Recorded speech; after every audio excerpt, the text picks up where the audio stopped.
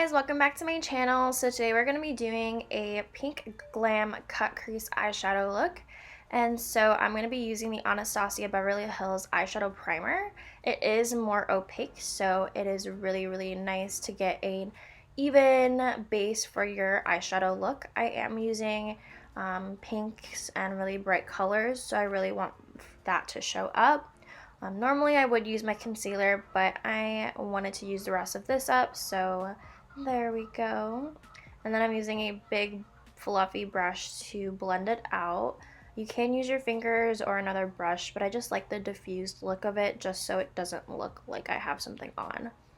Next, I'm going to go in with these two shades. So the first one I'm actually going to use as an all-over base just to set in my concealer. I can use my face powder, but it's just easier just to use it from the palette.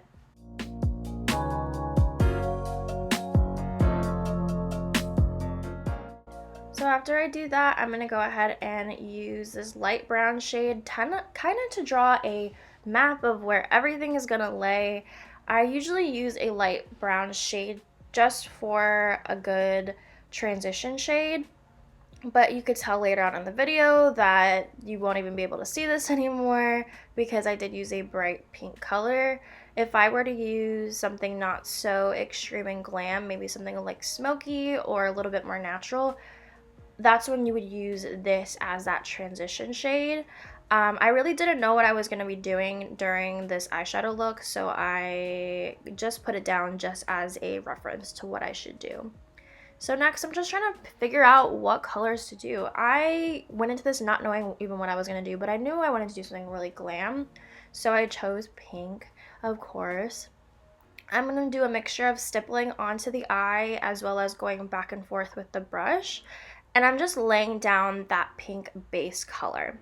It's going to be more of a build up to get a nice gradient, so this is my way of kind of laying that down first, getting the colors where I want it to be, and also having it as a nice transition shade because I am going to go darker into purple just so that I can have that nice gradient, like blendable look.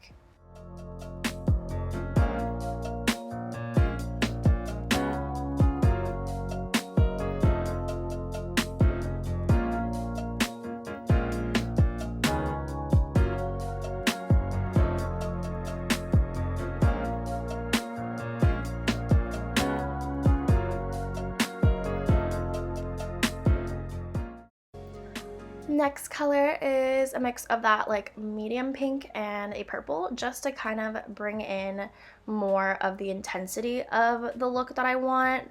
So that's why I laid down a light pink first, and then I went in with a darker pink mixed in with a purple just so that I can have that nice gradient look. You want to lay it down and kind of do it a little bit closer to where the focal point of all of your makeup is going. So like that light pink we put on before is a little above and below, and adds a nice gradient to it. So it's just adding more intense colors as it gets closer to the crease and gets closer to the kind of lines of where I want to have everything. I'll go back and forth between mixing the lighter pink and the darker pink, as well as a very light baby pink that I didn't put on the screen. I use that to kind of as a blending color, and you can kind of see right here. I'm using that just because sometimes the lines can get really harsh, and since I'm adding a purple, it might change again, but that's when you go back again with the color blending, and you just want to keep blending until you get the perfect eyeshadow look.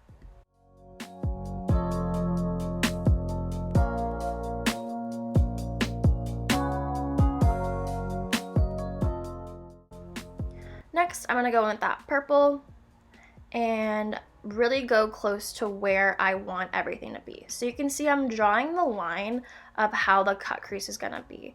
It's more of the outer edges of that line you want to have blended. It doesn't matter about the inside because that's where the concealer for the cut crease is going to be.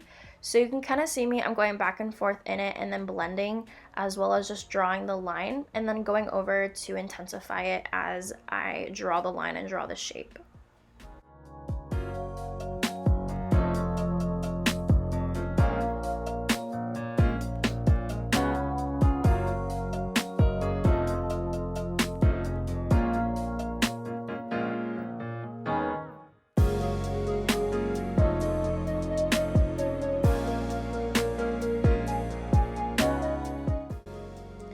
and then using another brush to kind of blend that out. And then I added a little bit of that like medium pink to kind of work as a median for the colors. So just kind of blending the colors together, and then using an angled brush to use that concealer again to carve out exactly where I want the cut crease to be. This is a winged cut crease, so I'm basically just making my wing shape, and then I'm going to go over and fill in on the top part and have everything connect and fill everything in with that concealer.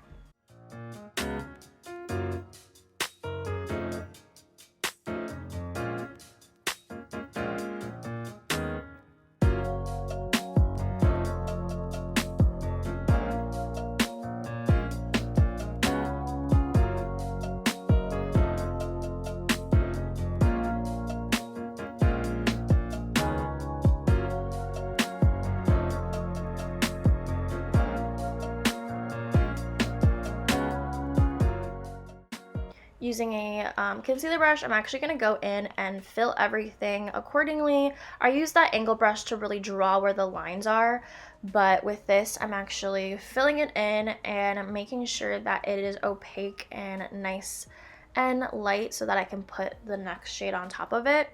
A lot of people actually will go in with a Q-tip and use makeup remover just to remove the extra pieces in there, because you could still see purple coming through at the tip of my wing right there. So I'm actually just trying to go over that just to make it more like a lighter color. So that's when people would go in with a Q-tip and makeup remover. I just didn't have any on hand, so I was like, never mind, I'm good. And the next, I'm actually going to do a Lancome highlighter. I just know that this one gives a really, really nice look whenever I put it on. I don't need to put a lot of effort to put it on. It isn't an eyeshadow, it's an highlighter, so that's probably why. Because a lot of the powders or the highlighters in James Charles's palette doesn't really show up on my eye, and it's not really like as bright as I want it to. I did originally think about doing a liquid eyeshadow, but those ones are all at my studio, so I don't have those. But I'm actually going to go in also with some concealer just to make sure that the front isn't so heavily colored like that. I want to have a more even base, and sometimes it affects the way that my eyes look when the eyeshadows are in the front. So that's just a personal preference. You don't have to do that. But I feel like it gives a cleaner look and it's more on the eyes and not just the entire face. So I'll go in with a concealer, kind of help clean that up and use that as like a gradient, and then go back in with a fluffy brush like this just to blend it out so it's not so harsh on certain lines.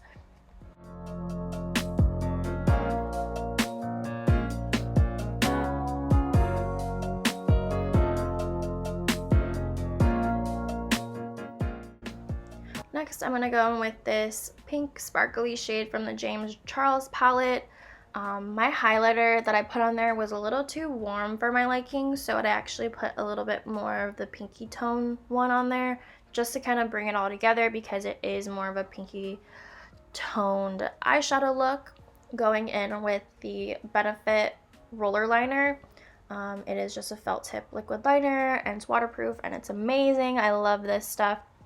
So I went ahead and added a winged liner to this look just to kind of complete it. I felt like it really just needed a little bit more to the look, so that's why I'm adding that and then filling that in and doing that on the other side to kind of match the wing.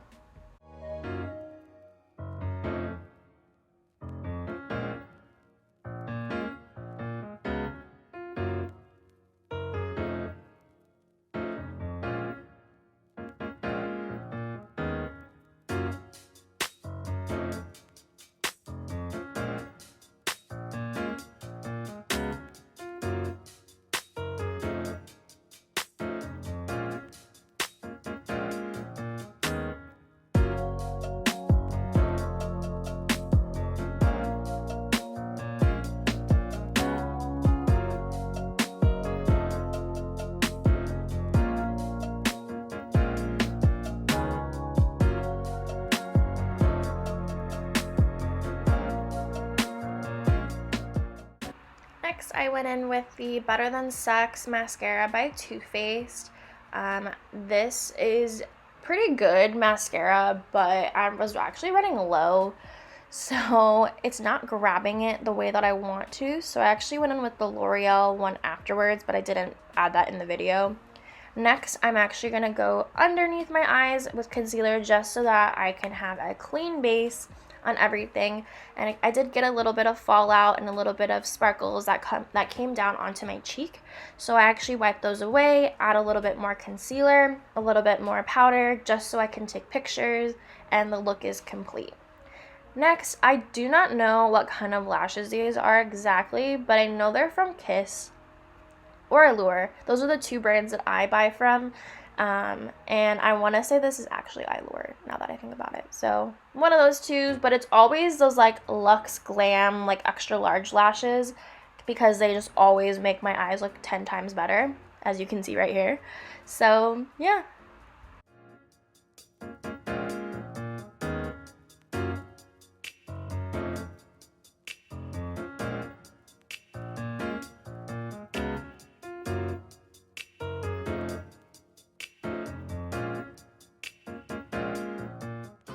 Alrighty guys, and this is the final look. I hope you guys enjoyed this video. If you guys have any other video ideas or looks you'd like to see, go ahead and leave them down below. Like and subscribe. I'll see you guys in the next video. Bye!